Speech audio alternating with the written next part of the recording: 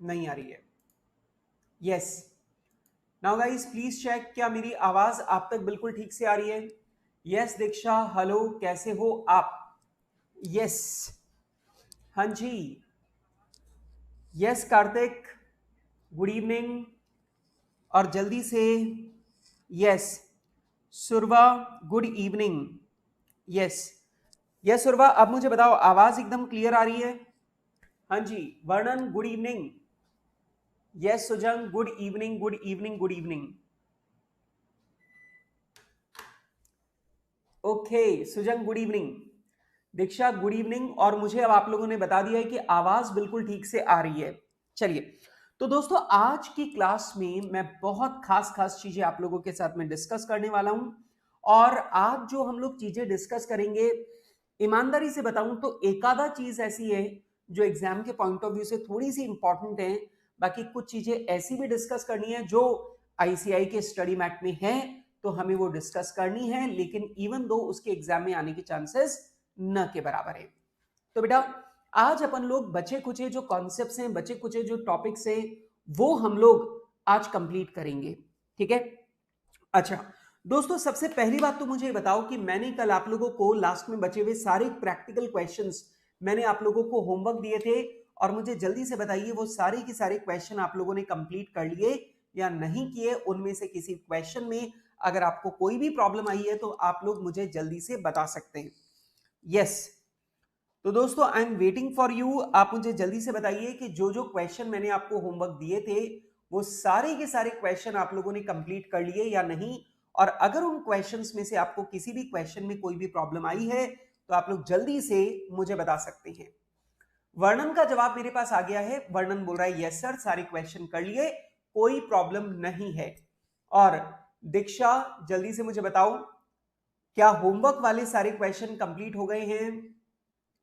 Yes guys, जल्दी से मुझे बताइए कि क्या होमवर्क वाले सारे क्वेश्चन कंप्लीट हो गए हैं? यस, दीक्षा का जवाब आ गया यस सर, सारे क्वेश्चन सॉल्व हो गए, नो प्रॉब्लम।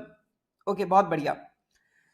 चलिए दोस्तों, तो हम लोग बढ़ते हैं आगे। और अब यस क्वेश्चन नंबर 15 तक हुए, इजीली हो गए। हाँ बेटा, आगे के जो क्वेश्चन है वो भी बिल्कुल सेम है सुजंग, और बिल्कुल सेम क्वेश्चन है, तो आप लोगों को उसे भी कंप्लीट करने में कोई दिक्कत नहीं आएगी।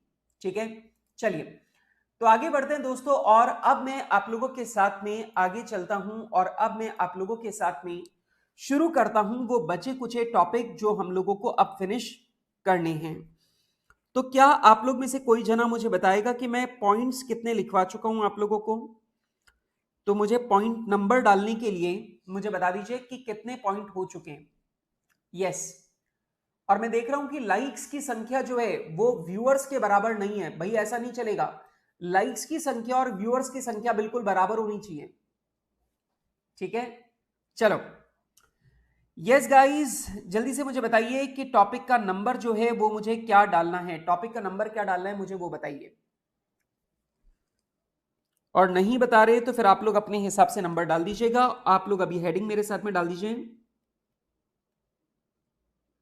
अदर टर्म्स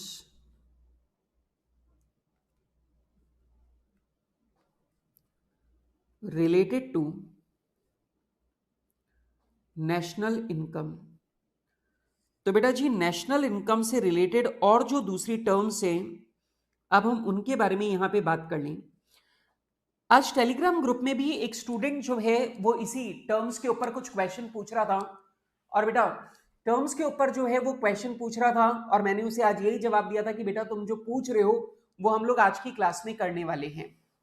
तो चलिए बेटा, सबसे पहला मेरे साथ में आप लोग एक टर्म लिखिए, और ये है नेट नेशनल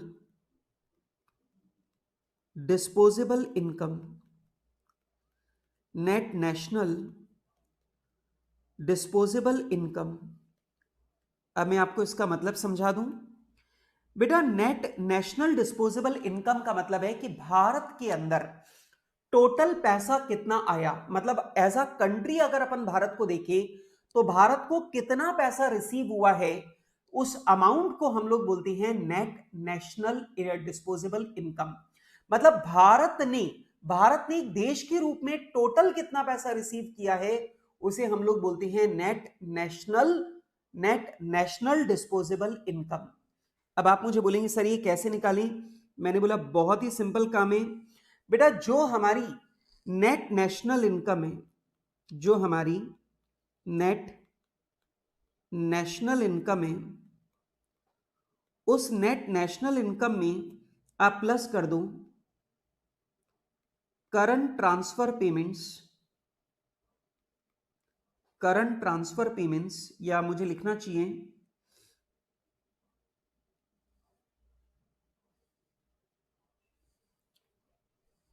चाहिए net current transfer payments received from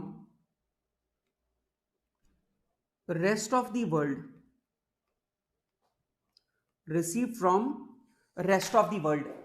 अब आप यहां पे ध्यान से देखो, मैंने क्या किया, मैंने यहां पे एकदम सिंपल काम किया। मैंने भारत की नेट नेशनल इनकम का मतलब हो गया एनएनपीएफसी। नेट नेशनल इनकम का मतलब हो गया एनएनपीएफसी। और बेटा अगर मैंने नेट नेशनल इनकम लिया और उसमें मैंने ये पेमेंट जोड़ दिया कि भारत के बाहर से हमें नेट कितना पैसा रिसीव हुआ है, नेट कितना ट्रांसफर पेमेंट हमें रिसीव हुआ है, जिसे हमने अपनी नेशनल इनकम के अंदर गिना नहीं है, लेकिन ये अमाउंट फिर भी हमें भारत के अंदर रिसीव हुआ है, अगर वो अपन लोग जोड़ दें तो हमारे पास आ जाएगा net national income. Net national income मतलब नेट नेशनल डिस्पोजेबल इनकम, मतलब भारत को एक देश के रूप में कितना पैसा रिसीव हुआ है। One thing is that, is it clear? इसी से मिलता जुलता एक और दूसरा शब्द है gross national disposable income. Gross national disposable income. अब बेटा नेट नेशनल डिस्पोजेबल इनकम में और ग्रॉस नेशनल डिस्पोजेबल इनकम में फर्क सिर्फ किस चीज का है? नेट का और ग्रॉस का। अगर मैं नेट नेशनल इनकम की जगह ग्रॉस नेशनल इनकम को ले लूं तो मेरे पास आ जाएगा ग्रॉस नेशनल डिस्पोजेबल इनकम। मतलब भैया डेप्रिसिएशन को वापस इंक्लूड कर लो, और डेप्रिसिएशन को इंक्लूड करके अगर मैं निकाल लूं तो ये बन जाएगा gross national disposable income. Simple बात है। मतलब ये जो फॉर्मूला मैंने यहां पे लिखा है, मैं इसी फॉर्मूला को लूंगा और इसी फॉर्मूला को लेके ये देखो मैंने यहां पे लगा दिया। अब फर्क सिर्फ किस बात का है कि मैं नेट नेशनल इनकम की जगह ग्रॉस नेशनल इनकम को लूंगा, दैट्स इट। और बेटा ग्रॉस नेशनल इनकम का मतलब है जीएनपीएफसी, एनएनपीएफसी की जगह जीएनपीएफसी, बात खत्म। तो बेटा यहां पे नेट नेशनल डिस्पोजेबल इनकम का मतलब भारत देश को टोटल कितना पैसा रिसीव हुआ है, तो वो हो गया नेशनल इनकम लो, और जितना भी आपका ट्रांसफर पेमेंट आपको बाकी दुनिया से मिला है, जैसे आपने नेशनल इनकम के अंदर गिना नहीं है पर पैसा आपको रिसीव हुआ है, वो आप जोड़ लो। और ग्रॉस नेशनल इनकम में बस नेशनल इनकम की जगह ग्रॉस नेशनल इनकम को ले लिया, मतलब डेप्रिसिएशन मिला के ले लिया, बात खत्म। सर क्या ये एग्जाम के पॉइंट ऑफ व्यू से इंपॉर्टेंट है? देखो वैसे तो मैं तुमको बताऊं कि अपना जो इंस्टीट्यूट है ये भरोसे लायक इंसान नहीं है, ये भरोसे लायक लोग नहीं है। ये लोग कहीं से भी कुछ भी उठा करके पूछ लेते हैं। ये लोग पता क्या बोलते हैं, बोले हमने अपने मॉड्यूल के अंदर ये लिख रखा है, और हमने अपने मॉड्यूल के अंदर लिख रखा है तो ये आपके सिलेबस में है, हम इसे पूछेंगे।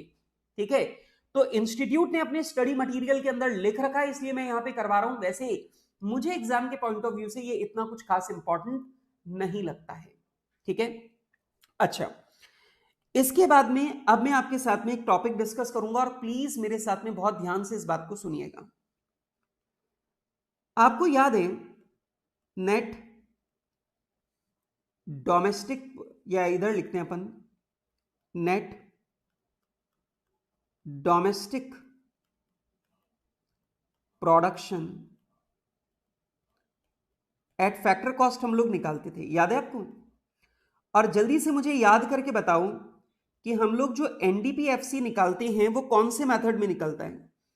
प्रोडक्शन मेथड से जीडीपी एमपी निकलता है, एक्सपेंडिचर मेथड से जीडीपी एमपी निकलता है। लेकिन बेटा अगर अपन लोग इनकम मेथड लगाते हैं तो इनकम मेथड लगाने पर हमारा क्या निकलता है, एनडीपी एफसी, मतलब net domestic product at factor cost. और net domestic product at factor cost का सिंपल सा मतलब हो गया यार, भारत की धरती पर जो भी माल बना है नेट डेप्रिसिएशन हटाकर एट फैक्टर कॉस्ट, उसको हम लोग बोलते हैं एनडीपीएफसी। क्या बोलते हैं, एनडीपीएफसी। अब मेरी बात को सुनना, अब ये जो net domestic product at factor cost है, दरअसल ये जो माल बना है भारत की धरती पर, ये दो लोग मिलकर के बना रहे हैं।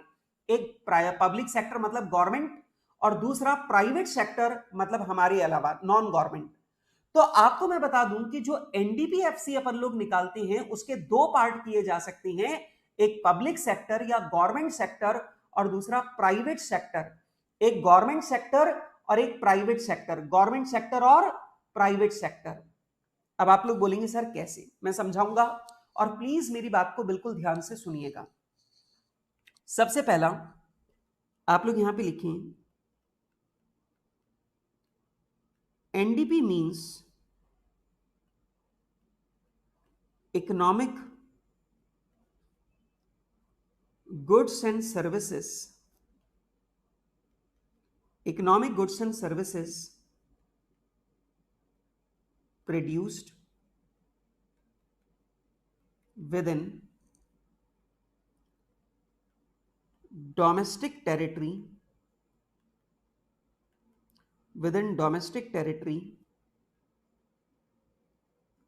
of a country net of depreciation, net of depreciation. This can be classified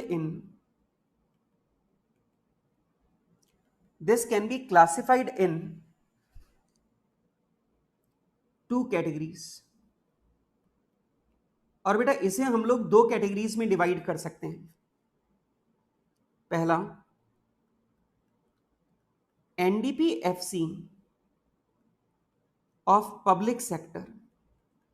अब बेटा जल्दी से मुझे बताइए कि क्या मुझे आप लोगों को यह वाली बात समझाने की आवश्यकता है कि पब्लिक सेक्टर और गवर्नमेंट सेक्टर दोनों एक ही बातें। पब्लिक सेक्टर और गवर्नमेंट सेक्टर दोनों एक ही बातें। बेटा अगर आप लोगों को रटना है, अगर आप लोगों को रट्टा लगाना है तो रट्टा तो आप लोग लगा सकते हैं मॉड्यूल से, लेकिन अगर आपको बात को गहराई से समझना है, लॉजिकली समझना है, ताकि जो लाइनें लिखी हुई हैं उनको लॉजिकली ग्रैस्प किया जा सके, तो मेरी बात को यहां पर ध्यान से सुनना शुरू कर दो। आप लोगों को मालूम है एनडीपीएफसी अपन लोग निकालते हैं इनकम मेथड से। अब याद करना, इनकम मेथड में पहले तो अपन लेते हैं कॉम्पेंसेशन, दूसरा हम लोग लेते हैं रेंट, इंटरेस्ट एंड प्रॉफिट, और तीसरा अपन लोग लेते हैं मिक्स्ड इनकम। और इन तीनों के टोटल को हम लोग बोलते हैं NDPFC, net domestic product at factor cost. Clear बात? अब ध्यान से सुनना मेरी बात को, प्लीज लिसन केयरफुली। आप समझते हो गवर्नमेंट को कभी भी कॉम्पेंसेशन ऑफ एम्प्लॉइज वाली इनकम नहीं हो सकती, गवर्नमेंट को कभी भी वेजेस वाली इनकम नहीं हो सकती, और गवर्नमेंट को कभी मिक्स्ड इनकम भी नहीं हो सकती, क्योंकि मिक्स्ड इनकम का मतलब होता है सेल्फ एम्प्लॉयड पर्संस की इनकम। तो जो सेल्फ एम्प्लॉयड लोगों की इनकम है उसे हम लोग बोलते हैं मिक्स्ड इनकम। लेकिन आप लोग जानते हो गवर्नमेंट को ना तो कॉम्पेंसेशन ऑफ एम्प्लॉइज वाली इनकम हो सकती है, ना मिक्स्ड इनकम हो सकती है। क्लियर है बात? इसका मतलब गवर्नमेंट को सिर्फ यही वाली इनकम हो सकती है। अब समझना, आपका जो एनडीपीएफसी है उस एनडीपीएफसी में अगर रेंट, इंटरेस्ट और प्रॉफिट की कोई भी इनकम अगर गवर्नमेंट सेक्टर को हुई है तो बेटा उसे हम लोग बोलते हैं एनडीपीएफसी ऑफ पब्लिक सेक्टर। उसे हम लोग क्या बोलते हैं, एनडीपीएफसी ऑफ पब्लिक सेक्टर या गवर्नमेंट सेक्टर। अब एक बात मुझे बताओ कि गवर्नमेंट के डिपार्टमेंट्स हैं, अब गवर्नमेंट के जो डिपार्टमेंट्स हैं उनके पास प्रॉपर्टी होती है, बहुत सारी बिल्डिंग्स वगैरह उनके पास होती है, तो गवर्नमेंट के डिपार्टमेंट्स अपनी एक्सेस बिल्डिंग्स को किराए पे दे देते हैं। और मैं आपको बता दूं कि गवर्नमेंट डिपार्टमेंट जो किराए पे बिल्डिंग देते हैं वो पब्लिक को भी देते हैं और दूसरे गवर्नमेंट डिपार्टमेंट्स को भी वो अपनी बिल्डिंग को किराए पे दे देते हैं। जैसे राजस्थान सरकार का दिल्ली के अंदर बीकानेर हाउस है, दिल्ली के अंदर राजस्थान हाउस है। तो दिल्ली के अंदर, दिल्ली के अंदर राजस्थान गवर्नमेंट की कुछ प्रॉपर्टीज हैं। वो राजस्थान गवर्नमेंट की प्रॉपर्टीज उनके पास एक्स्ट्रा पड़ी है, वहां पे काम नहीं आ रही थी, उन्होंने दिल्ली गवर्नमेंट को किराए पे दे रखी है। तो आप एक बात को समझो, जितने भी गवर्नमेंट डिपार्टमेंट्स हैं या फिर गवर्नमेंट एंटिटीज हैं, ऑब्वियस सी बात है उनके पास प्रॉपर्टीज हैं और वो अपनी प्रॉपर्टी को किराए पे देती हैं, तो ऑब्वियस सी बात है उनको क्या मिलता है, रेंटल इनकम होती है। जो पैसा एक्स्ट्रा पड़ा है वो आपने लोन के रूप में दे दिया, उस पर आपको इंटरेस्ट की इनकम हो रही है। ठीक है। अब जैसे आरएफसी है, आरएफसी क्या करती है, राजस्थान फाइनेंशियल कॉर्पोरेशन, ये राजस्थान गवर्नमेंट का ही डिपार्टमेंट है और ये उद्यमियों को, व्यापारियों को लोन देता है। तो ऑब्वियस सी बात है उससे उसे क्या मिलता है, इंटरेस्ट। तो ऑब्वियस सी बात है राजस्थान गवर्नमेंट का ये जो डिपार्टमेंट है वो इंटरेस्ट की इनकम भी कमा रहा है। और ऑब्वियस सी बात है गवर्नमेंट की इतनी सारी कंपनियां होती हैं और गवर्नमेंट की कंपनियों को अपने बिजनेस को चलाने से प्रॉफिट भी मिलता है। और ऑब्वियस सी बात है गवर्नमेंट की कंपनीज को प्रॉफिट मिलता है, गवर्नमेंट की कंपनीज को प्रॉफिट मिलता है, वो प्रॉफिट भी गवर्नमेंट सेक्टर की इनकम है। अब मेरी बात को सुनना, तो यहां पे एनडीपीएफसी ऑफ पब्लिक सेक्टर का मतलब क्या है कि अगर गवर्नमेंट को या गवर्नमेंट के किसी डिपार्टमेंट को या गवर्नमेंट के किसी एंटरप्राइज को अगर रेंट, इंटरेस्ट या प्रॉफिट के रूप में अगर कोई भी इनकम हुई है, तो वो इनकम का जो अमाउंट है that will be called NDPFC of public sector. तो वो गवर्नमेंट सेक्टर के द्वारा कमाया गया एनडीपीएफसी है। बेटा जल्दी से मुझे बताओ, क्या आपको मेरी ये वाली बात समझ में आ रही है क्या? जल्दी से मुझे बताओ, एनडीपीएफसी जो हम लोग इनकम मेथड से निकालते हैं, मैं यहां पे उसके दो टुकड़े कर रहा हूं, पब्लिक सेक्टर का अलग और प्राइवेट सेक्टर का अलग।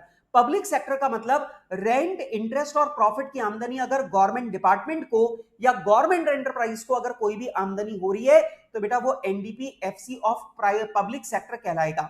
और बेटा गवर्नमेंट डिपार्टमेंट और गवर्नमेंट एंटरप्राइज के अलावा जितनी भी एनडीपीएफसी आपके पास है वो पूरा का पूरा एनडीपीएफसी कहलाएगा, NDPFC of private sector. Got my point? Yes, जल्दी से मुझे बताओ बेटा, क्या आपको ये वाली बात समझ में आ रही है कि वो कहलाएगा एनडीपीएफसी ऑफ प्राइवेट सेक्टर? सही बात है, यस। तो चलो बेटा मेरे साथ में लिखो, rent, interest and profit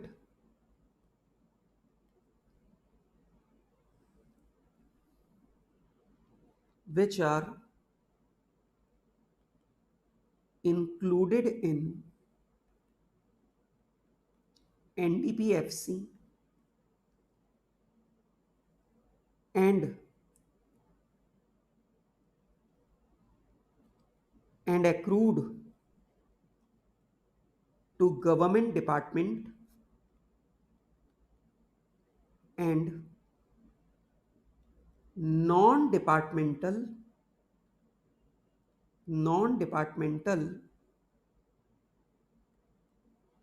government enterprise। बेटा जल्दी से मुझे बताओ, बात समझ में आ गई? बेटा गवर्नमेंट के डिपार्टमेंट और गवर्नमेंट के एंटरप्राइज ने जितना भी पैसा अर्न किया है रेंट, इंटरेस्ट और प्रॉफिट के रूप में, बेटा वो हमारा कहलाता है NDPFC of public sector. Public sector मतलब गवर्नमेंट सेक्टर। दूसरा है एनडीपीएफसी ऑफ प्राइवेट सेक्टर। अब आप मुझे बताइए बेटा, एनडीपीएफसी ऑफ प्राइवेट सेक्टर का मतलब क्या है कि बेटा बाकी का बचा हुआ एनडीपीएफसी, मतलब जो एनडीपीएफसी गवर्नमेंट सेक्टर ने नहीं कमाया वो सारा किसने कमाया, प्राइवेट सेक्टर ने। तो कैसे निकालेंगे,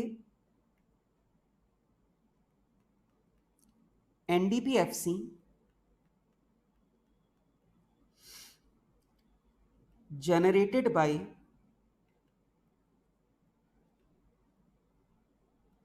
private sector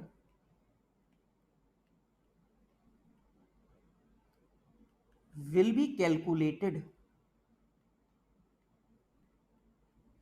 as under।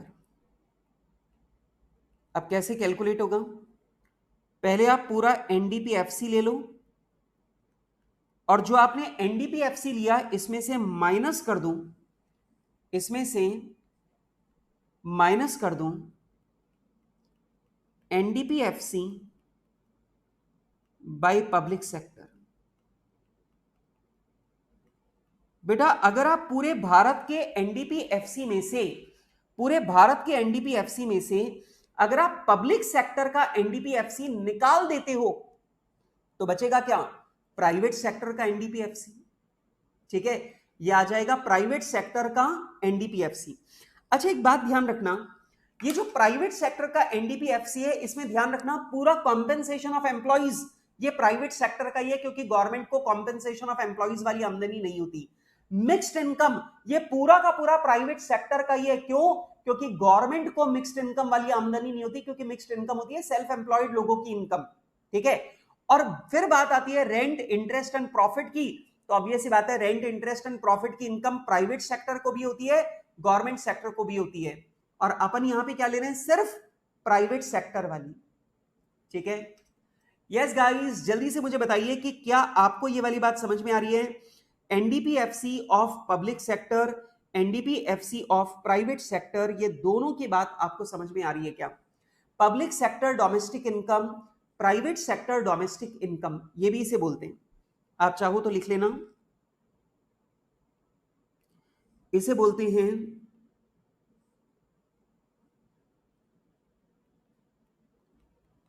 Public sector domestic income, और इसे बोलते हैं बेटा प्राइवेट सेक्टर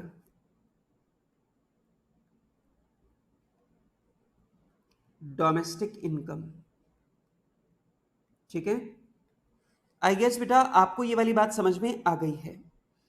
इसके बाद में बेटा तीसरी और आखिरी चीज मैं आप लोगों को यहां पे लिखवा दूं, इसमें ये हो गए हैं सी, और अब मैं लिखवा देता हूं लास्ट डी, और डी पॉइंट है बेटा प्राइवेट इनकम, प्राइवेट इनकम। अब बेटा मैं आपको बता दूं प्राइवेट इनकम का सिंपल सा मतलब होता है कि प्राइवेट सेक्टर को टोटल कितना पैसा रिसीव हुआ, इनकम नहीं, रिसीट की बात कर रहा हूं मैं। ठीक है, तो प्राइवेट सेक्टर को टोटल कितना पैसा रिसीव हुआ उसे हम लोग बोलते हैं प्राइवेट इनकम। तो प्राइवेट इनकम का मतलब क्या है? जो हमारा प्राइवेट सेक्टर है उसे टोटल कितना पैसा रिसीव हुआ, that is called private income. ठीक है, आप इजी भाषा में लिख लीजिए फटाफट से। It simply means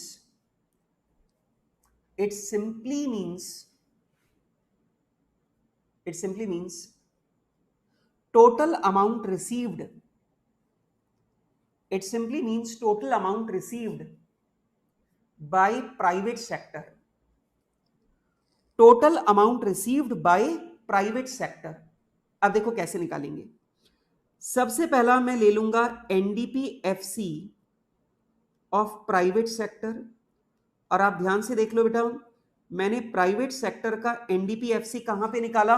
ये रहा ऊपर, तो मैंने एनडीपीएफसी निकाल लिया प्राइवेट सेक्टर का।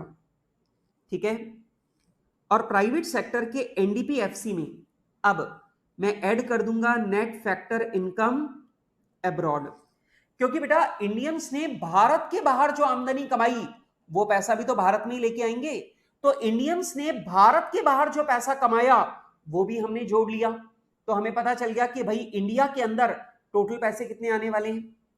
इसके अलावा बेटा आपको मालूम है नेशनल डेट इंटरेस्ट। अब आप लोग जानते हो बेटा जो नेशनल डेट का इंटरेस्ट है वो नेशनल इनकम के अंदर काउंट नहीं होता, क्योंकि ये प्रोडक्शन से रिलेटेड नहीं है, लेकिन ये पैसा फिर भी किसे मिल रहा है? प्राइवेट सेक्टर को, और प्राइवेट सेक्टर को रिसीव हो रहा है, जोड़ लो, प्लस गवर्नमेंट ट्रांसफर पेमेंट्स। बेटा गवर्नमेंट बुजुर्गों को और बेरोजगारों को जो भी भत्ता दे रही है वो सारा का सारा पैसा भी किसके पास आ रहा है? प्राइवेट सेक्टर के पास, आपके और हमारे पास, वो भी जोड़ लो। और बेटा net current transfer from rest of the world. बेटा दुनिया के बाकी देशों से हमारे पास में जो भी करंट ट्रांसफर पेमेंट आ रहा है, जो भी ट्रांसफर पेमेंट आ रहा है, वो ट्रांसफर पेमेंट भी अपन लोग यहां पे ले लेंगे तो हमें पता चल जाएगा कि जो हमारा प्राइवेट सेक्टर है उसे टोटल इतना पैसा रिसीव हुआ है, और प्राइवेट सेक्टर को जो टोटल पैसा रिसीव हुआ है उसी को हम लोग बोलते हैं प्राइवेट इनकम। वैसे अगर आप लोग इसे और अच्छे से याद करना चाहते हो तो आप इसे प्राइवेट इनकम की जगह प्राइवेट सेक्टर इनकम लिख लेना। तो प्राइवेट इनकम की जगह अगर आप प्राइवेट सेक्टर इनकम लिख लोगे तो यहां पर आ जाएगा। यस, बिल्कुल कार्तिक, गवर्नमेंट एम्प्लॉइज को जो पैसा मिला है वो भी यहां पर आएगा। बेटा गवर्नमेंट की जो कमाई है वो पब्लिक सेक्टर में आती है, लेकिन गवर्नमेंट से अगर किसी को सैलरी मिली है तो वो प्राइवेट सेक्टर में ही आता है। ठीक है, तो गवर्नमेंट एम्प्लॉइज को अगर पैसा मिला है गवर्नमेंट से, गवर्नमेंट एम्प्लॉइज को गवर्नमेंट से सैलरी मिली है, वो प्राइवेट सेक्टर में ही गिनी जाती है। ठीक है, गॉट माय पॉइंट। तो बेटा यहां पर ये चार शब्द मैंने छोड़ रखे थे, net national disposable income, gross national disposable income, domestic, जो net domestic production at factor cost है, इसके दो पार्ट हमें करने हैं, domestic income of public sector, domestic income of private sector.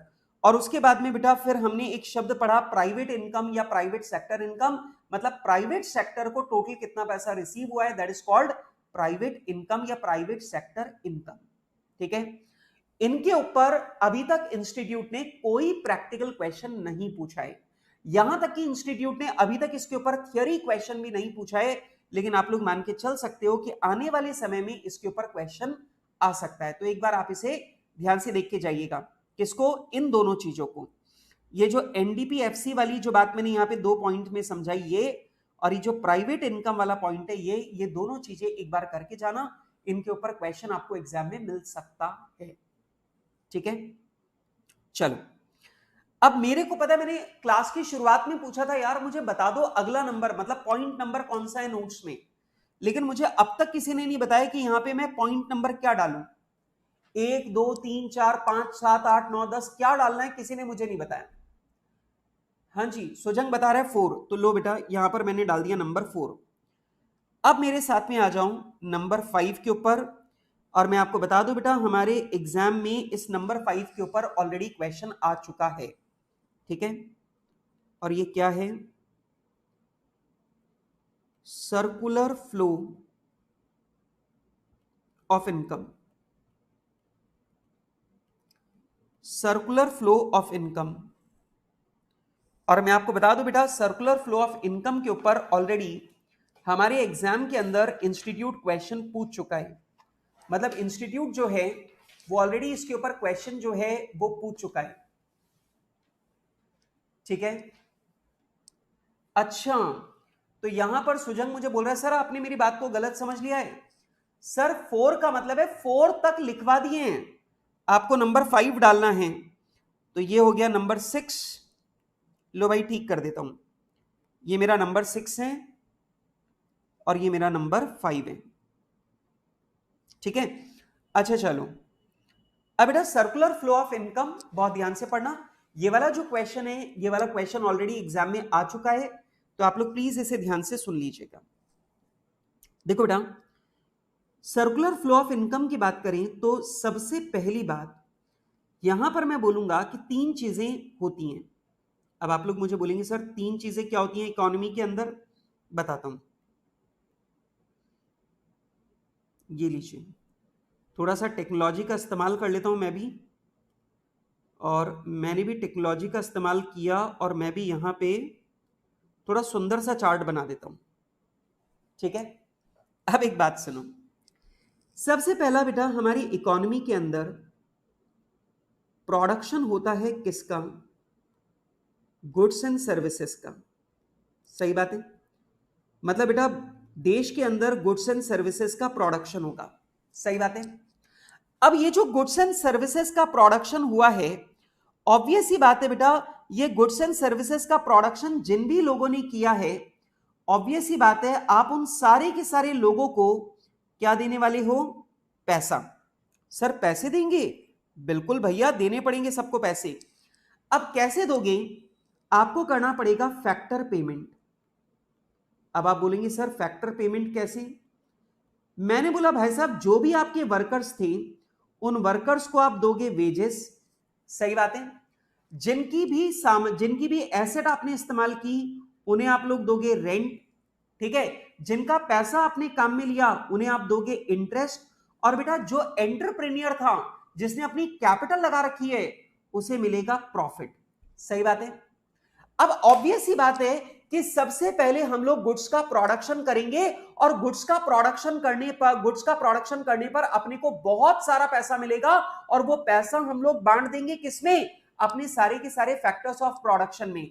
मतलब जिन लोगों ने, वर्कर्स ने जहां पर मेहनत की है हम उन्हें वेजेस देंगे, जिन लोगों ने जगह किराए पे दी थी उनको रेंट देंगे, जिन्होंने पैसा उधार दिया था उन्हें इंटरेस्ट देंगे, और जो एंटरप्रेन्योर्स हैं उनको हम लोग देंगे प्रॉफिट।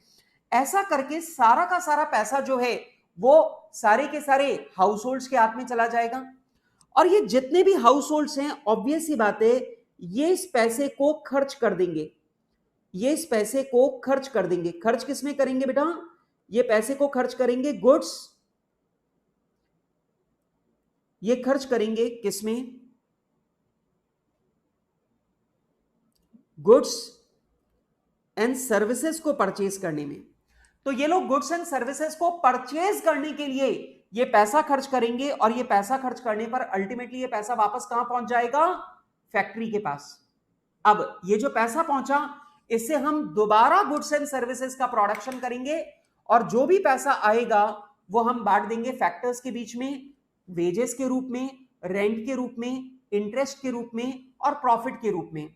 इन लोगों को जो पैसा मिला ये इस पैसे को ले जाकर खर्च करेंगे गुड्स एंड सर्विसेज को खरीदने के लिए, और गुड्स एंड सर्विसेज को परचेज करेंगे, तो ये पैसा वापस पहुंच जाएगा किसके पास, फैक्ट्री के पास। और बेटा इसी को, और इसी तरीके से हमारी इकोनॉमी चलती रहती है, चलती रहती है, चलती रहती है, और इसी को हम लोग बोलते हैं सर्कुलर फ्लो ऑफ इनकम। क्या बोलते हैं इसे अपन लोग, सर्कुलर फ्लो ऑफ इनकम। बेटा मेरा पॉइंट समझ में आ रहा है, यस। जल्दी से मुझे बताओ कि क्या आपको सर्कुलर फ्लो ऑफ इनकम समझ में आ रहा है। सर्कुलर फ्लो ऑफ इनकम में 3 फेजेस होते हैं। सबसे पहला, आप गुड्स एंड सर्विसेज का प्रोडक्शन करोगे, तो प्रोडक्शन में जितने भी लोग लगे हुए हैं, जितने भी फैक्टर्स ऑफ प्रोडक्शन है, आप उनको इनकम के रूप में पैसा बांटोगे, आप उनको वेजेस दोगे, आप उनको प्रॉफिट दोगे, इंटरेस्ट दोगे, रेंट दोगे। तो जो आपके फैक्टर्स ऑफ प्रोडक्शन है उनके पास कैश आ जाएगा, पैसा आ जाएगा, वो बाजार जाएंगे, और बाजार जाकर के वो गुड्स एंड सर्विसेज को परचेज करके कंज्यूम करेंगे, और ऑब्वियस सी बात है ये पैसा घूमकर वापस किसके पास पहुंच जाएगा, फैक्ट्री वालों के पास पहुंच जाएगा, और फैक्ट्री जो है वो वापस से गुड्स एंड सर्विसेज का प्रोडक्शन करेंगे, और ये सर्कल चलता रहेगा, ये सर्कल चलता रहेगा, and this is called circular flow of income. Clear है बात, लिखो फटाफट से point number A. There are 3 phases of flow in an economy which are as under। बेटा एक इकोनॉमी के अंदर 3 फेजेस में फ्लो होता है। पहला प्रोडक्शन फेज,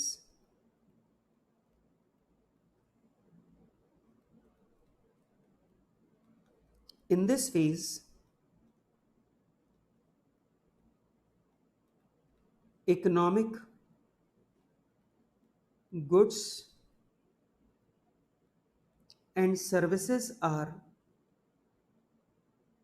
produced। तो इकोनॉमिक गुड्स एंड सर्विसेज का प्रोडक्शन होता है। दूसरा होता है distribution phase, distribution phase. In this phase income from production of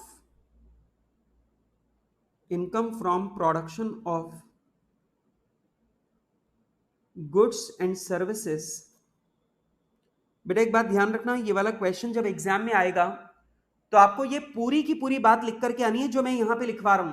मतलब आपको ये चार्ट भी बनाना है, और चार्ट बनाने के बाद में ये जितनी बातें मैं लिखवा रहा हूं ये सारी की सारी बातें लिख करके आनी है, तभी नंबर मिलेंगे। ठीक है। In this phase income from production of goods and services are distributed among factors of production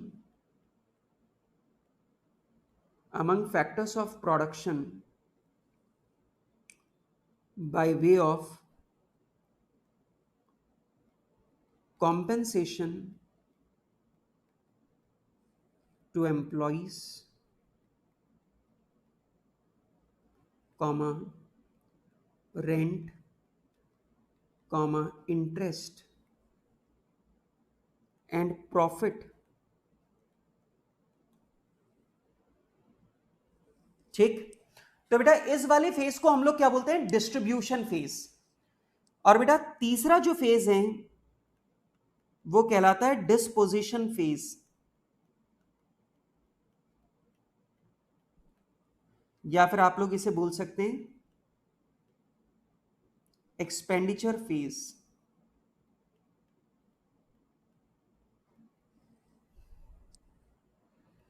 expenditure phase लिखो। इन this phase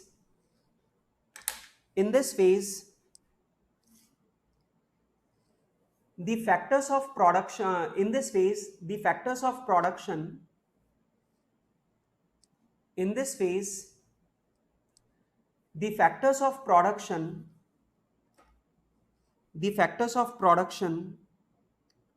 spend their earnings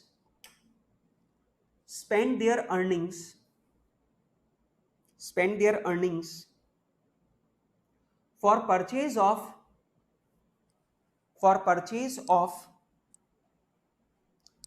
consumer goods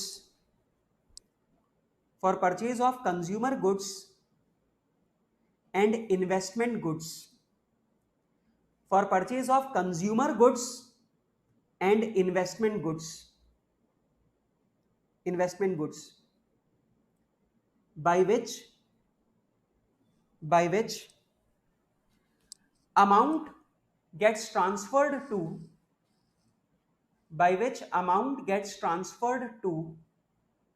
production units, amount get transferred to production units which again employ this money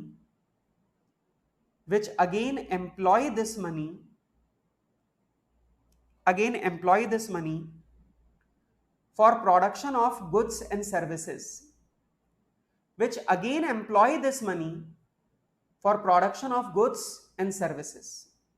ठीक है। तो बेटा यहां पर कितने phases हैं? 3, और 3 फेजेस हो गए प्रोडक्शन, डिस्ट्रीब्यूशन और एक्सपेंडिचर। ठीक है। अब सुनो दूसरी बात। अब बेटा ये जो तीन आपको फेजेस बताए गए हैं, इन तीनों फेजेस से नेशनल इनकम कैलकुलेट करने के 3 तरीके डेवलप हो गए। अब जो प्रोडक्शन वाला फेज है, अगर आप इसको देखते हो तो आपके पास आ गया वैल्यू एडेड मेथड। अगर आप लोग डिस्ट्रीब्यूशन वाला फेज देखते हो तो आपके पास आ गया इनकम मेथड। और अगर आप डिस्पोजिशन वाला फेज देखते हो तो आपके पास आ गया एक्सपेंडिचर मेथड। तो बेटा आपके पास इकोनॉमी में सर्कुलर फ्लो के ये 3 फेजेस है, और ये 3 फेजेस आपको 3 अलग अलग मेथड देते हैं नेशनल इनकम कैलकुलेट करने के। ठीक है। लिखो, these 3 phases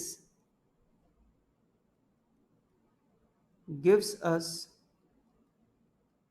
3 methods of calculation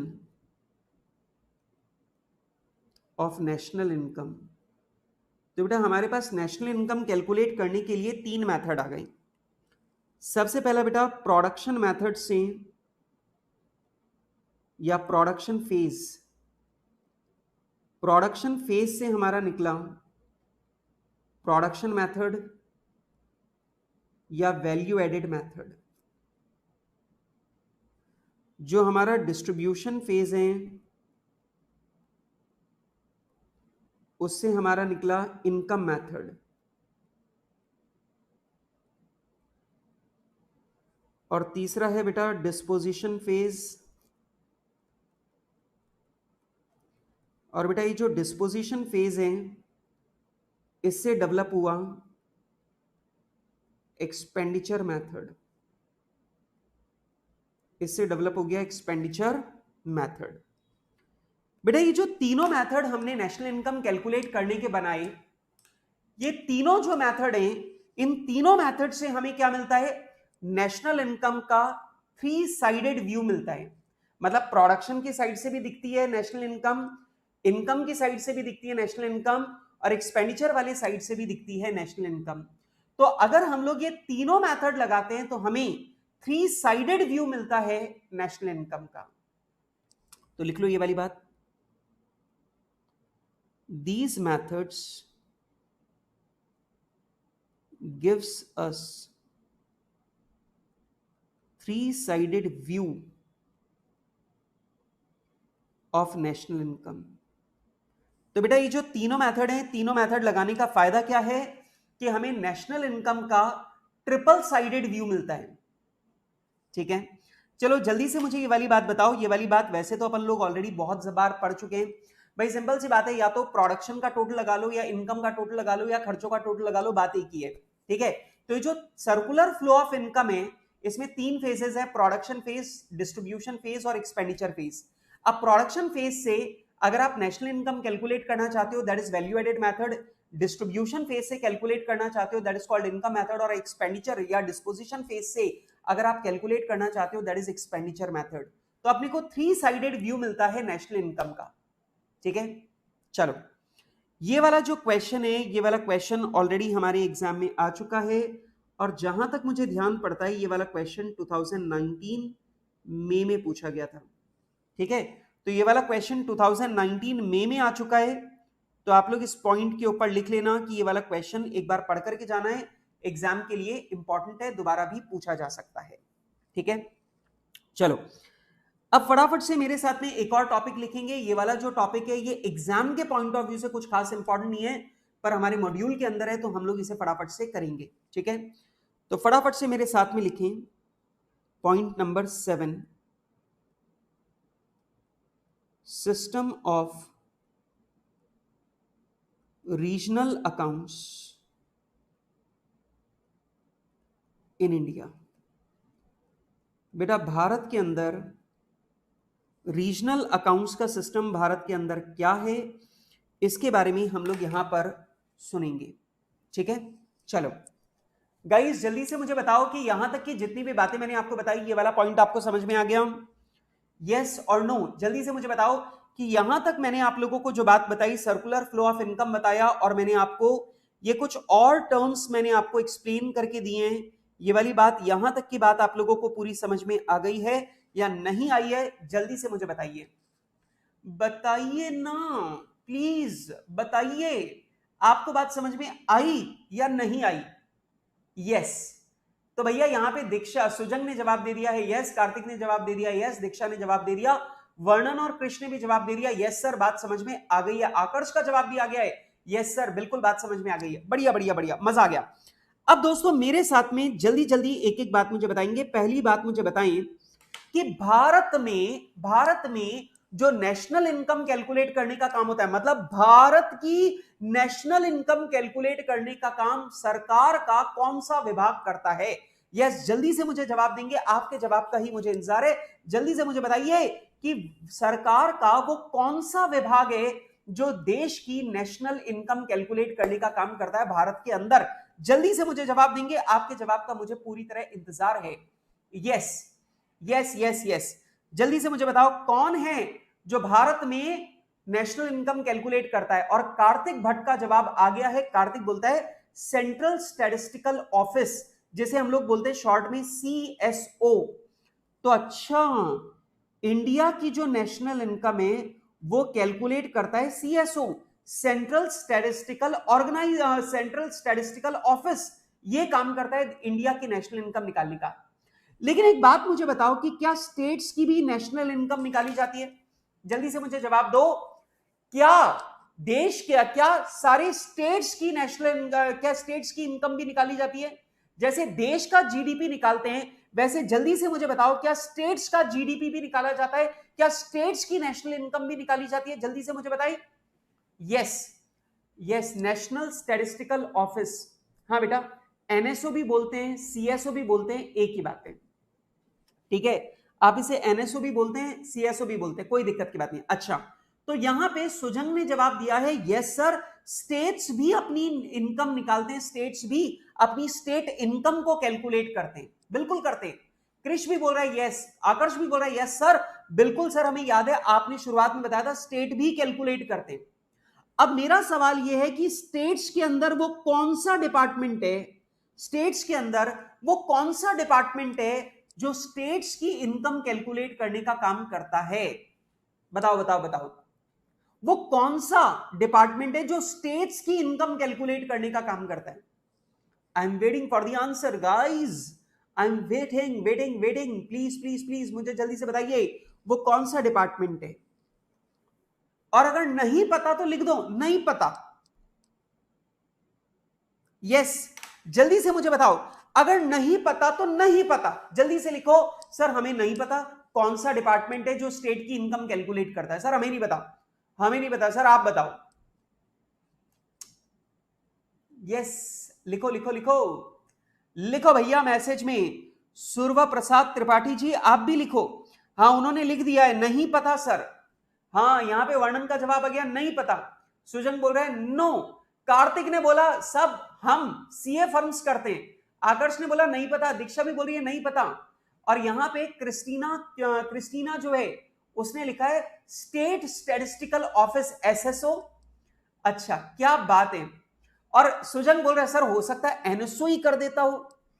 तो मैं आपको बताता हूं ऐसा नहीं होता। हर स्टेट और यूनियन टेरिटरी अपनी इनकम कैलकुलेट करता है और इसके लिए हर स्टेट और यूनियन टेरिटरी के अंदर एक डिपार्टमेंट होता है जिसका नाम है directorate of economics and statistics.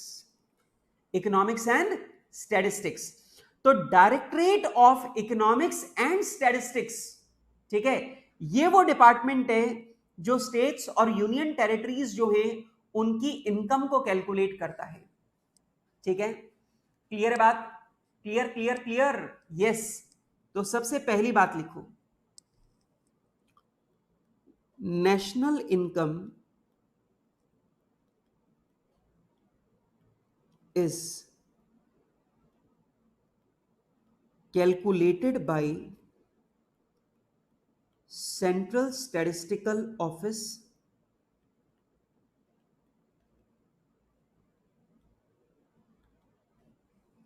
Bracket में लिख लो CSO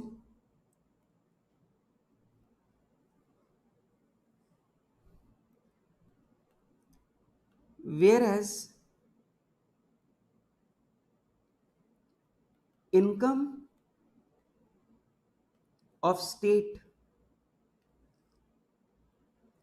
and union territories, states and union territories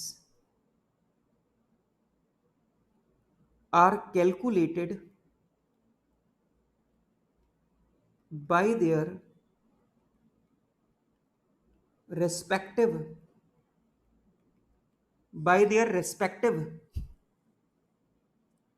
directorate of economics and statistics। ठीक है, पहली बात। दूसरी बात, आप एक बात को ध्यान रखिएगा, भारत सरकार ने सेंट्रल स्टैटिस्टिकल ऑफिस को, सीएसओ को यह निर्देश दे रखा है कि सीएसओ जो है वो सहायता करेगा सारी की सारी स्टेट्स के जो directorate of economics and statistics है, इसे अपन लोग शॉर्ट में बोल देते हैं DES, directorate of economics and statistics, तो अपन इसे शॉर्ट में बोलेंगे डीईएस। तो बेटा सीएसओ जो है वो सारी के सारे डीईएस को हेल्प करता है, उन्हें मेथड समझाता है, उन्हें कॉन्सेप्ट समझाता है ताकि वो स्टेट की इनकम को कैलकुलेट कर पाए। मेरी बात समझना, दोबारा से अपनी बात को दिमाग में, मेरी बात को समझना। जो सीएसओ है, इसे भारत सरकार ने क्या निर्देश दे रखे कि जो स्टेट के डीईएस है, उन डीईएस को आपको कॉन्सेप्चुअली गाइड करना है, एडवाइस देना है, उनको मेथड एक्सप्लेन करना है, मतलब मेथोडोलॉजिकल और कॉन्सेप्चुअल दोनों तरह की एडवाइस उनको देनी है, ताकि वो स्टेट इनकम को करेक्टली कैलकुलेट कर पाए। क्लियर है बात? लिखो second point, CSO is responsible for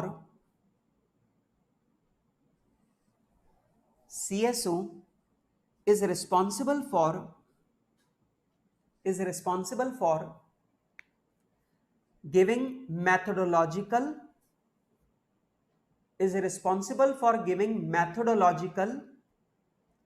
and conceptual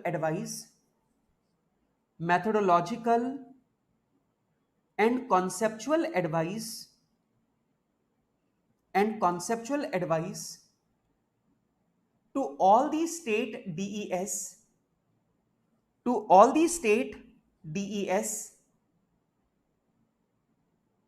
so that they are able to calculate state incomes accurately.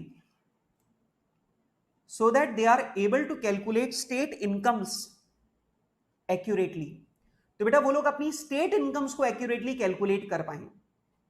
ठीक है, अब सुनो, तीसरा पॉइंट आता है सर, जब हम बात करते हैं स्टेट इनकम की, तो सर स्टेट इनकम का मतलब क्या है?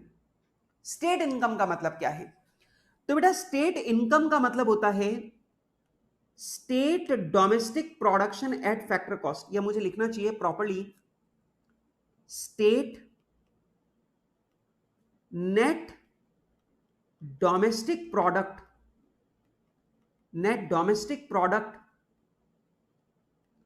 Eight factor cost.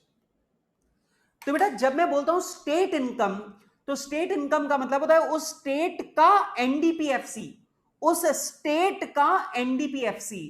उसे अपन लोग क्या बोलते हैं? State income. क्या बोलते हैं? State income. ठीक है, तो लिखो फटाफट से, state income means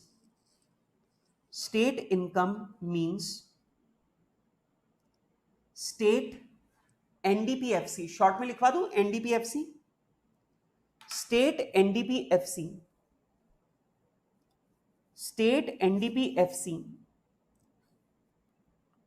which means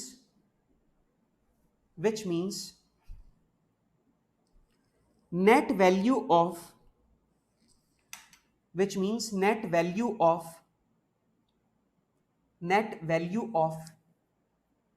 all the economic goods and services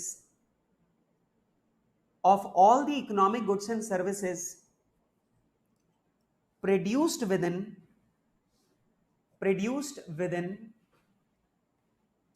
the domestic territory of a state,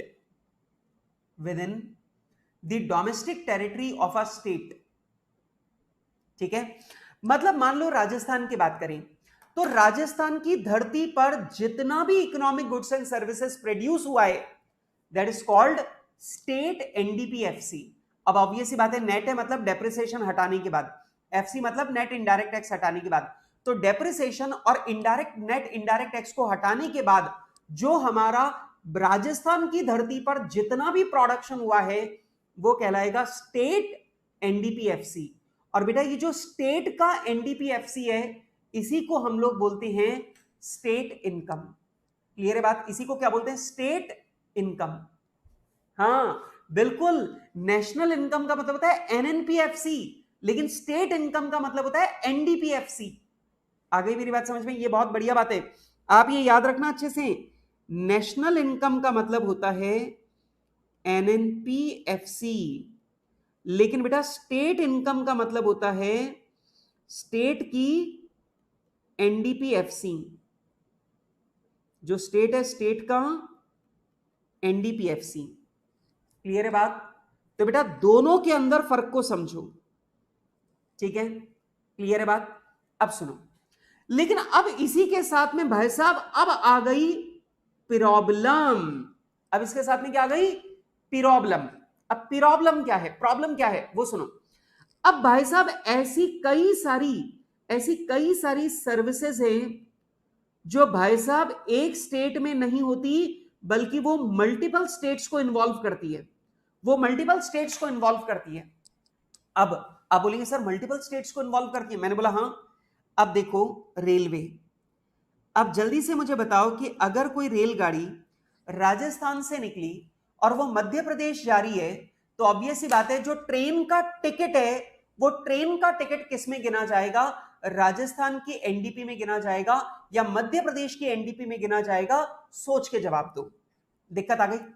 जैसे बैंकिंग कंपनीज हैं, जैसे कि हमारे बैंक्स हैं, अब बेटा जो हमारे बैंक्स हैं, इन बैंक्स के बारे में सोचो कि जो बैंक्स हैं, ऑब्वियस सी बात है बैंक सेंट्रल बैंक है और मतलब उनका हेड ऑफिस एक है और उन्होंने पूरे राजस्थान के अंदर, एमपी के अंदर सब जगह ब्रांचेस खोल रखी हैं।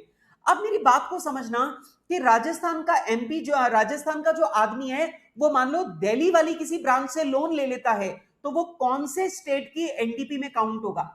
नंबर दो, आपको मालूम है जैसे आप लोग डीडी बनवाते हो, तो डीडी आप बनाया कहां पे? राजस्थान में। और डीडी का पेमेंट कहां पर हो रहा है? मध्य प्रदेश में या महाराष्ट्र में। अब डीडी बना राजस्थान में है, मतलब डीडी बनाया राजस्थान की ब्रांच ने है, लेकिन उसका पेमेंट महाराष्ट्र वाली ब्रांच कर रही है। तो आप मुझे बताइए, ये जो बैंक को ये जो कमीशन की आमदनी हो रही है, इस कमीशन की आमदनी को हम राजस्थान के एनडीपी में काउंट करें या महाराष्ट्र के एनडीपी में काउंट करें? It is a problem. जैसे इंश्योरेंस कंपनीज हैं, अब इंश्योरेंस कंपनीज जो हैं उनके साथ में भी यही प्रॉब्लम है। अब ऐसी कई सारे ऐसे बिजनेसेस हैं, ऐसी एंटिटीज हैं जो मल्टीपल स्टेट्स को इन्वॉल्व करती हैं। और बेटा ये जो एंटिटीज हैं, क्योंकि ये मल्टीपल स्टेट को इन्वॉल्व करती हैं, इसलिए कोई एक स्टेट इनकी इनकम का कैलकुलेशन, मतलब इनकी इनकम का कैलकुलेशन एक स्टेट नहीं कर सकता। अब क्या करें? अब बात को समझना, अब मेन बात आ रही है। इन्हें कहते हैं बेटा सुप्रा। बेटा सुपर नहीं, सुप्रा, सुपड़ा, सुप्रा, ठीक है। तो सुप्रा रीजनल सेक्टर, ठीक है, इन्हें हम लोग बोलते हैं सुप्रा रीजनल सेक्टर।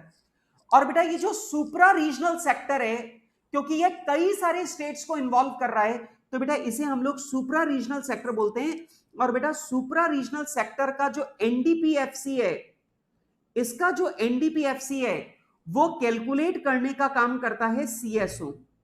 वो कैलकुलेट करने का काम करता है सीएसओ, सेंट्रल स्टैटिस्टिकल ऑफिस, ये काम करता है। और जो सीएसओ है वो बाद में इसे सारे स्टेट्स के बीच में एप्रोप्रिएट बेसिस को लेकर इस इनकम को सारे स्टेट्स के बीच में बांट देता है। आ रही है मेरी बात समझ में? मतलब बेटा ये जो सुप्रा रीजनल सेक्टर है, इस सुप्रा रीजनल सेक्टर का एनडीपीएफसी कोई स्टेट कैलकुलेट नहीं करेगा, ये कैलकुलेट होगा नेशनल लेवल पर, ये कैलकुलेट होगा इंडिया लेवल पर। जो हमारा सीएसओ है वो निकालेगा एनडीपीएफसी, और जो एनडीपीएफसी वो निकालेगा इस सेक्टर का, उसे वो बाद में सारे स्टेट्स और यूनियन टेरिटरीज के बीच में एप्रोप्रिएट रेशो लेकर, बेसिस लेकर बांट देगा। इस तरीके से हर एक स्टेट को अपना हिस्सा मिलेगा। मतलब स्टेट सुप्रा रीजनल सेक्टर का एनडीपी कैलकुलेट नहीं करता है। क्लियर है बेटा? यस सुजंग, इसका लॉजिक बिल्कुल आईजीएसटी की तरह है। बिल्कुल सही बोल रहे हो आप, इसका लॉजिक बिल्कुल आईजीएसटी की तरह है। जल्दी से मुझे बताओ, ये वाली बात समझ में आ गई? सुप्रा रीजनल सेक्टर किसे बोलते हैं? वो सारी सर्विसेज, जो वो सारी की सारी एंटिटीज जिनकी वर्किंग मल्टीपल स्टेट्स को इन्वॉल्व करती है, उन्हें हम लोग बोलते हैं सुप्रा रीजनल सेक्टर। जैसे रेलवे, बैंकिंग, इंश्योरेंस, ये सब। इनका एनडीपीएफसी कैलकुलेट किया जाएगा सीएसओ के द्वारा, और सीएसओ इसे एप्रोप्रिएट बेसिस पर सारे स्टेट्स के बीच में इसे बांट देगा, और इस तरीके से हर एक स्टेट को अपना हिस्सा मिल जाएगा। ठीक है, और उस हिस्से को जोड़कर वो स्टेट अपना एनडीपीएफसी निकाल लेगा टोटल। क्लियर है बात? लिखो फटाफट से, लिखिए बेटा ई पॉइंट, ई पॉइंट, अगला पॉइंट लिखिए फटाफट से। हाँ बिल्कुल बिल्कुल सुजन, बिल्कुल ठीक बोल रहे हो, लिखो फटाफट से। There are there are some entities, there are some entities whose working involve multiple states, whose working involve multiple states, multiple states, multiple states. Therefore, it is not possible for a single state. Therefore, it is not possible for a single state. It is not possible for a single state to calculate its NDP-FC. Is not possible to calculate its NDP-FC. NDP-FC. Therefore, sorry, NDP-FC, full stop. This is known as supra-regional sector. This is known as supra-regional sector. Supra-regional sector. Supra-regional sector. The NDP-FC of supra-regional sector, the NDP-FC of supra-regional sector is calculated as a whole. Supra-regional sector is calculated as a whole by CSO, is calculated as a whole by CSO, and then it is distributed, and then it is distributed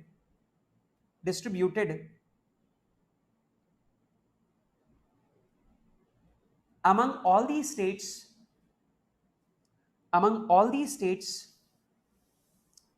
in suitable proportions, among all these states in suitable proportions.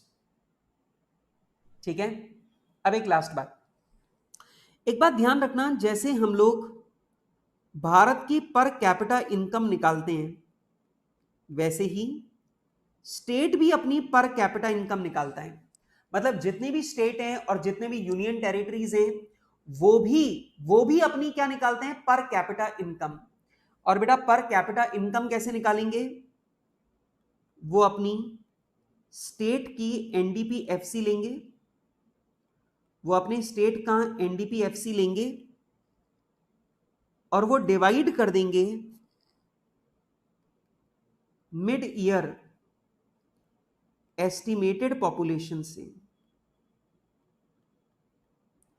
Mid year estimated population of state.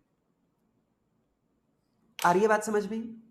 जैसे भारत अपनी per capita income निकालता है, वैसे ही भारत का हर एक state भी अपनी per capita income निकालता है। और पर कैपिटा इनकम कैसे निकालें, जो हमारी स्टेट की या यूनियन टेरिटरी की जो एनडीपी-एफसी है, उसमें हम लोग डिवाइड कर देंगे उस स्टेट या यूनियन टेरिटरी की साल के बीच में मिड ईयर की जो एस्टिमेटेड पॉपुलेशन है, हम उसे डिवाइड कर देंगे।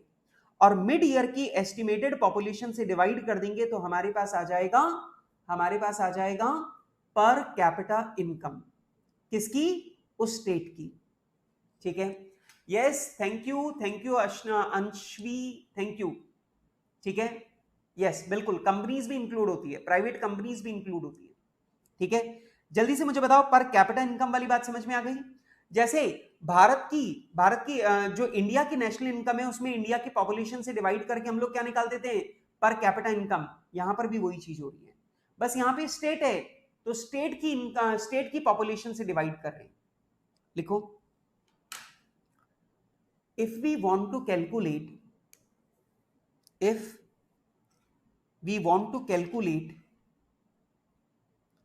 per capita income,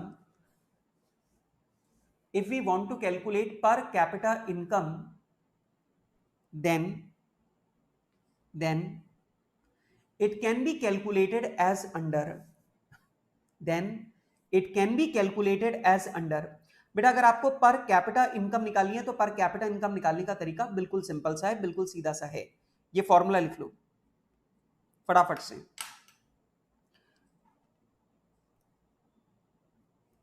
ठीक है, मैंने लिखा सिर्फ स्टेट है, पर स्टेट का मतलब स्टेट एंड यूनियन टेरिटरी दोनों है।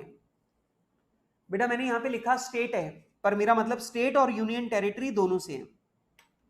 बेटा आपने ध्यान से नहीं देखा, एस्टिमेट है, अंदाजा लगाते हैं।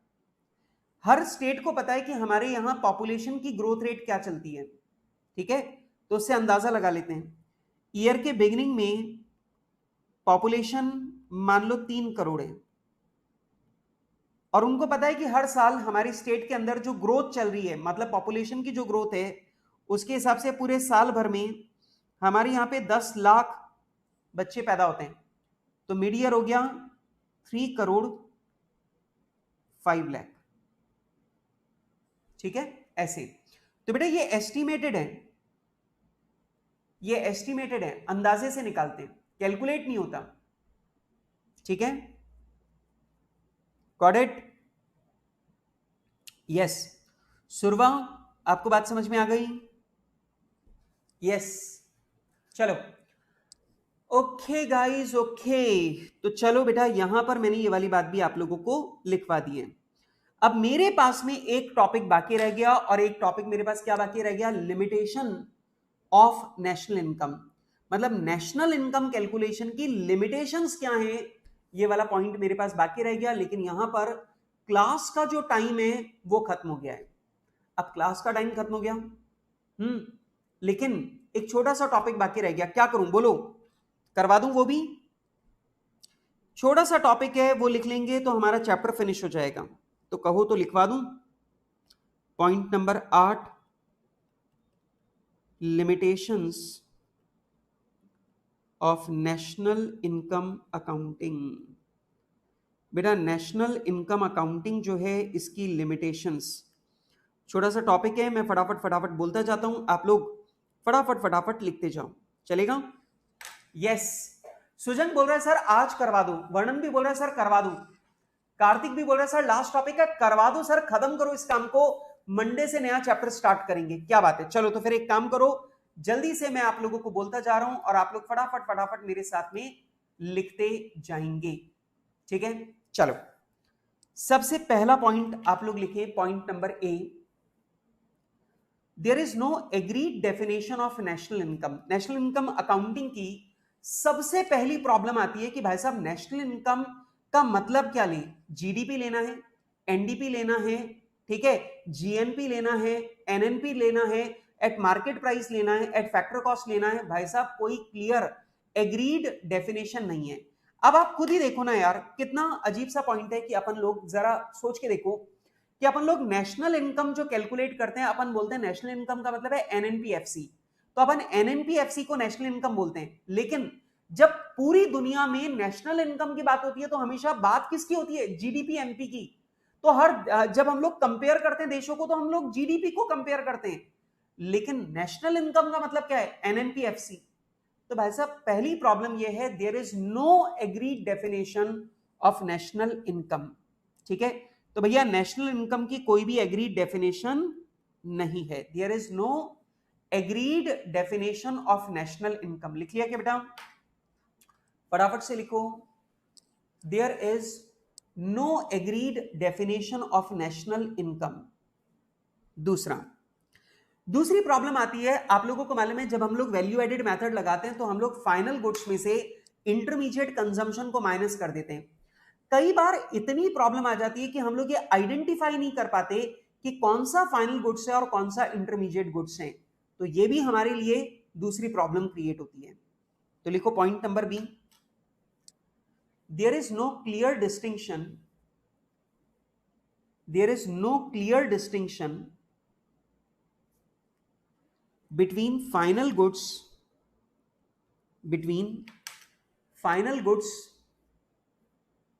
and intermediate goods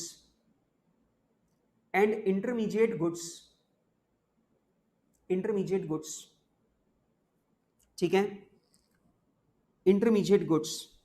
चौथा, अगला सवाल आता है कि ये बताओ कि जो ट्रांसफर पेमेंट है वो नेशनल इनकम में इंक्लूड होना चाहिए या नहीं होना चाहिए। अब पॉइंट है कि हम लोग ट्रांसफर पेमेंट्स को नेशनल इनकम में इंक्लूड नहीं करते, लेकिन एक बात मुझे बताओ कि वो जो पैसा आ रहा है, जो ट्रांसफर पेमेंट आ रहा है, वो अल्टीमेटली आ तो देश के काम में रहा है। एक बात सोच के बताओ कि अगर मुझे भारत के बाहर से कोई डोनेशन मिल रही है तो अल्टीमेटली वो पैसा भारत के अंदर ही खर्च हो रहा है, और अगर वो पैसा भारत के अंदर खर्च हो रहा है तो अल्टीमेटली उस पैसे से गुड्स एंड सर्विसेज का ही कंजम्पशन हो रहा है। तो ये क्या, यहां पर एक पॉइंट आता है कि ट्रांसफर पेमेंट्स को भी नेशनल इनकम के अंदर इंक्लूड किया जाना चाहिए, क्योंकि अल्टीमेटली उस पैसे से आप गुड्स एंड सर्विसेज को ही तो परचेज कर रहे हो, तो वो आना चाहिए। मेरी बात समझ में आ रही है? तो पॉइंट ये है कि ट्रांसफर पेमेंट्स जो है वो नेशनल इनकम के अंदर इंक्लूड होना चाहिए या नहीं होना चाहिए, इसके ऊपर हमेशा डिस्प्यूट चलता है। एक बात, मेरी बात को सुनना, एक बात मुझे दोबारा से बताओ, सोच के जवाब देना, ठीक है? ये बताओ, हमारे 3 मेथड है नेशनल इनकम कैलकुलेट करने के, प्रोडक्शन मेथड, इनकम मेथड और एक्सपेंडिचर मेथड। अब एक बात मेरी सुनना कि अगर किसी आदमी को बेरोजगारी भत्ता मिला, सोच के बताओ, अगर किसी आदमी को बेरोजगारी भत्ता मिला तो वो आदमी जाकर के खर्च ही तो करेगा। तो अगर आप यहां पे खर्चे गिनोगे तो ऑब्वियस सी बात है खर्चों के अंदर ट्रांसफर पेमेंट इंक्लूड होगा ही होगा। अरे मेरा पॉइंट समझ रहे हो? अरे दिमाग लगा के सोचो कि अगर मान लो आपने एक मान लो मैं एक बेरोजगार आदमी हूं, और मैं बेरोजगार आदमी हूं और सरकार से मेरे को बेरोजगारी भत्ते के 2,000 रुपए महीने मिल रहे हैं, तो आप सोच के देखो ये 2,000 रुपए महीने का जो मुझे मिल रहा है ये अल्टीमेटली ले जाके मैं खर्च ही तो करूंगा। और अगर मैं इस 2,000 रुपए को खर्च कर रहा हूं, अगर मैं इस 2,000 रुपए को अगर मैं खर्च कर रहा हूं, तो ऑब्वियस ही बात है जब आप एक्सपेंडिचर मेथड लगाओगे और प्राइवेट फाइनल कंजम्पशन एक्सपेंडिचर लोगे उसमें ये 2,000 गिनती में आएगा। अगर आप प्रोडक्शन मेथड लगाओगे तो ऑब्वियस ही बात है मैंने 2,000 रुपए का सामान खरीदा है, मतलब ये 2,000 का माल भारत में बना है, और अगर ये 2,000 का माल भारत में बना है तो ऑब्वियस ही बात है प्रोडक्शन मेथड अगर मैं लगाऊंगा तो भी ये 2,000 रुपए जीडीपी के अंदर, नेशनल इनकम के अंदर काउंट होगा। लेकिन जब मैं इनकम मेथड लगाता हूं तो आप मुझे मना करते हो कि ट्रांसफर पेमेंट्स को हम लोग अपनी नेशनल इनकम में काउंट नहीं करेंगे। तो भैया ये तो डिस्प्यूट हो गया, ये तो डिस्प्यूट हो गया। दो मेथड अगर आप लगाओगे तो उसमें ट्रांसफर पेमेंट इंक्लूड हो जाएगा, इनकम मेथड लगाओगे तो आप मना कर रहे हो कि आप इसे इंक्लूड मत करो, तो डिस्प्यूट है ये तो। ठीक है, लिखो D point, there is always a dispute, there is always a dispute about inclusion of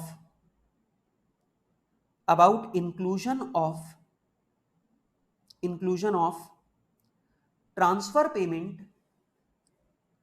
about inclusion of transfer payment in national income।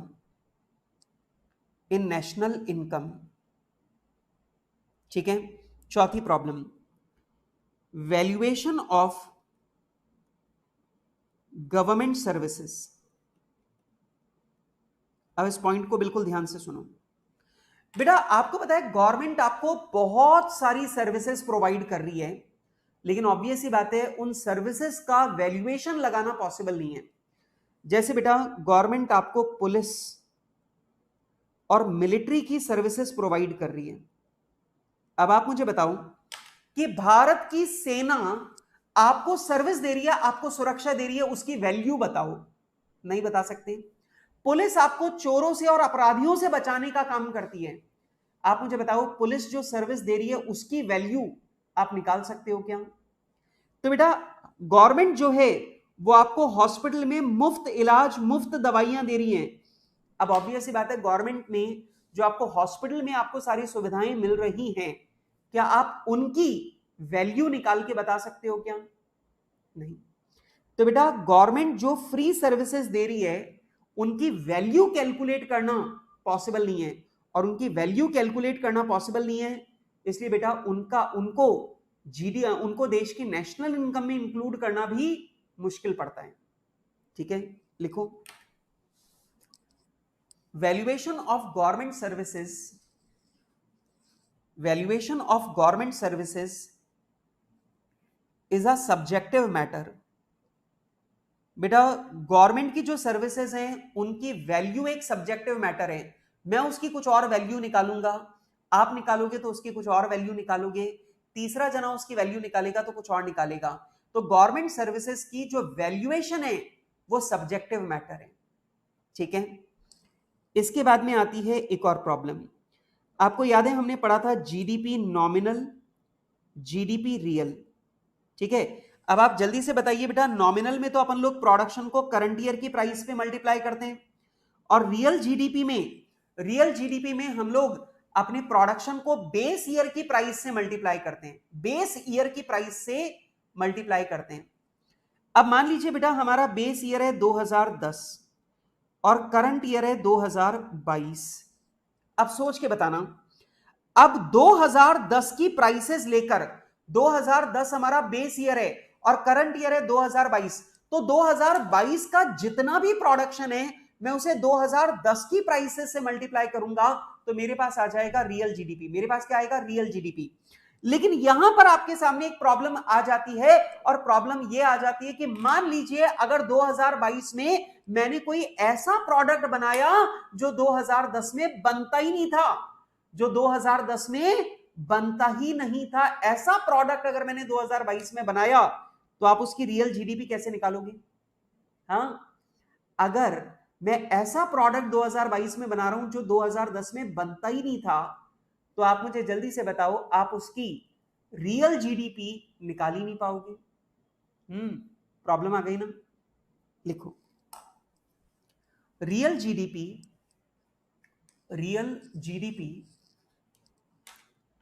cannot be calculated, real GDP cannot be calculated of those products and services,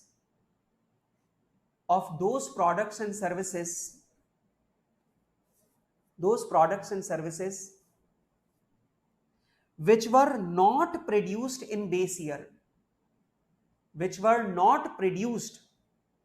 year, तो बेटा जो base year में produce नहीं हुए होते थे, obvious सी बात है उनकी रियल जीडीपी कैलकुलेट हो ही नहीं सकती। ठीक है, अगला पॉइंट एफ।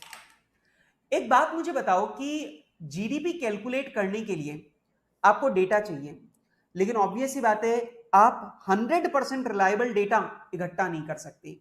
मैंने आप लोगों को ये वाली बात बताई थी कि हम लोग नेशनल इनकम कैलकुलेट कैसे करते हैं, डेटा इकट्ठा करके। लेकिन प्रॉब्लम यह है कि भाई साहब डेटा, रिलायबल डेटा आपके पास आएगा इसकी कोई भी श्योरिटी नहीं है। सही बात है ना? अच्छा, दूसरी एक और प्रॉब्लम होती है। अब एक बात मुझे बताओ कि जो प्रोडक्शन सेल्फ कंजम्पशन के लिए हो रहा है, मतलब जो किसान है उसने अनाज उगाया खुद के कंजम्पशन, उसने खुद भी कंज्यूम कर लिया और मार्केट में बेचा। अब जो मार्केट में बेचा वो तो उसका डेटा तो आपको मिल जाएगा, लेकिन जो उसने खुद ने कंज्यूम कर लिया उसका डेटा नहीं मिलता। अब आप बोलते हो देश की जीडीपी में सेल्फ कंजम्पशन वाला प्रोडक्शन भी काउंट करते हैं, लेकिन प्रॉब्लम यह है कि आपको सेल्फ कंजम्पशन वाला डेटा मिलता ही नहीं है, तो आप सही जीडीपी निकालोगे कैसे? ठीक है, लिखो फटाफट से अगला point. National income accounting NIA is difficult. NIA is difficult because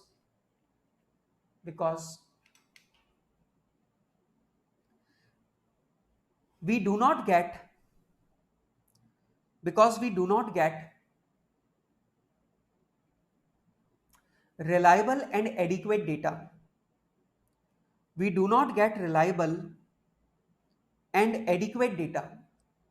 reliable and adequate data. ठीक है, और लास्ट पॉइंट लिख लीजिए, NIA is difficult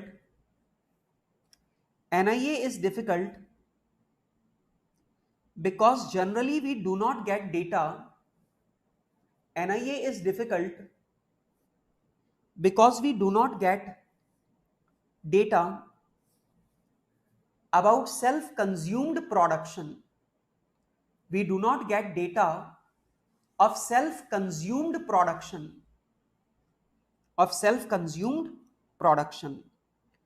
तो बेटा एनआईए जो है उसके रास्ते में ये सारी परेशानियां हैं, ये सारी लिमिटेशंस हैं जो मैंने आप लोगों को यहां पे लिखवाई। तो अगर आपके पास में सवाल आ जाए नेशनल इनकम अकाउंटिंग के चैलेंजेस क्या हैं या नेशनल इनकम अकाउंटिंग की लिमिटेशंस क्या हैं, तो आप लोगों को ये सारी की सारी बातें लिख देनी है। 2 नंबर का सवाल आएगा और 2 नंबर के सवाल में अगर आप ये 7-8 पॉइंट लिख देते हो, इट इज कंप्लीटली सफिशिएंट। ठीक है, बात फिनिश। तो ये लीजिए बेटा, यहां पर मैंने अपनी बात को पूरा का पूरा कंप्लीट कर दिया है और मैंने यहां पर आपको पूरी की पूरी बात जो है वो समझा दी है। आज की क्लास में मैंने काफी सारी बातें पढ़ाई हैं, तो आप लोग आज की क्लास को प्लीज ढंग से रिवाइज कर लेना। आज मैंने आप लोगों को ये बची खुची टर्म्स मैंने समझाई। नेट नेशनल डिस्पोजेबल इनकम, ठीक है, gross national disposable income, net domestic production at factor cost के 2 टुकड़े करके बताए, प्राइवेट सेक्टर और पब्लिक सेक्टर वाला। और मैंने आपको प्राइवेट इनकम क्या होती है वो भी मैंने आप लोगों को बताया। सर्कुलर फ्लो ऑफ इनकम की हमने बात की है। रीजनल अकाउंट्स मतलब स्टेट और यूनियन टेरिटरीज जो हैं वो भी अपनी नेशनल इनकम, वो भी अपनी स्टेट इनकम कैलकुलेट करते हैं, मैंने उसके बारे में आपसे बात की। और बेटा मैंने नेशनल इनकम अकाउंटिंग के चैलेंजेस जो हैं उनके बारे में भी आपके साथ में बात की। ये सारी चीजें मैंने आपके साथ में डिस्कस की हैं आज की क्लास में। यहां पर हमारा नेशनल इनकम का जो टॉपिक है वो फिनिश होता है। अपनी अगली क्लास में मैं आप लोगों के साथ में शुरू करूंगा किनेशियन थियरी। बहुत इजी चैप्टर है but at the same time बहुत इंपॉर्टेंट चैप्टर है, इजी बट इंपॉर्टेंट। ठीक है, और वो मैं शुरू करूंगा अपनी अगली क्लास में आप लोगों के साथ में मंडे को।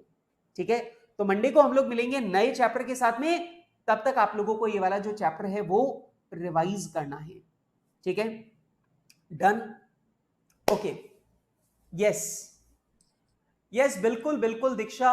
मंडे से जो क्लास है वो ऐप के ऊपर होगी, तो आप लोग ऐप जो है वो आप लोग कल इंस्टॉल करवा लीजिएगा। ठीक है, ओके, बिल्कुल बेटा। जीडीपी एंड वेलफेयर वाला जो टॉपिक है ये मतलब कोई खास टॉपिक नहीं है। ठीक है, you can leave that, don't worry about it. अगर आप लोग चाहोगे तो अगली क्लास में मैं लिखवा दूंगा। ठीक है, okay, yes, Keynesian theory. Okay, bye guys, bye bye. ठीक है, ओके।